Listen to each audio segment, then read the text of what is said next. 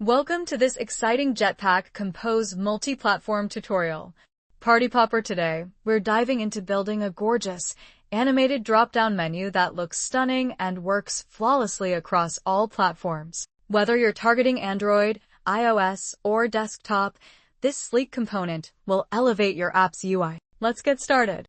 In this UI component, we're building a stylish drop-down menu in Jetpack Compose. It includes a selection button, a pop-up list, and vibrant gradient styling. Let's walk through the core structure step by step. At the root, we use a column. This vertically stacks all elements and centers them on the screen. It ensures that the button and drop-down stay aligned, responsive, and well-padded.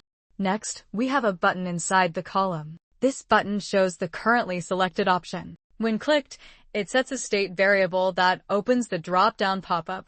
When the drop-down is expanded, a pop-up appears. This pop-up floats over the UI and has a beautiful gradient background with rounded corners for a polished look. Inside the pop-up, we use another column to stack each menu item. Each row has an icon and text, and clicking an item selects it, then closes the menu. It's simple, clean, and functional.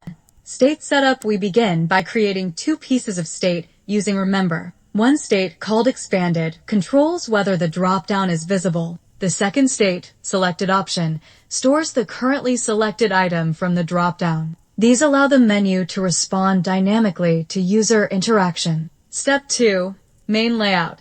Column next, we wrap everything in a column. This vertical layout centers the content horizontally and provides padding. It's the base container for both the selection button and the pop-up menu. Step 3, drop-down trigger.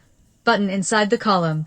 We create a row with a check mark and a button. The button shows the current selection and opens the drop-down when clicked. When tapped, it sets the expanded state to true, revealing the pop-up menu. Step 4, pop-up drop-down. Now we conditionally show a pop-up when the drop-down is expanded. This pop-up floats above the main layout and includes a gradient background with rounded corners. It's designed to look visually distinct and polished. Step 5, list of menu items inside the pop-up.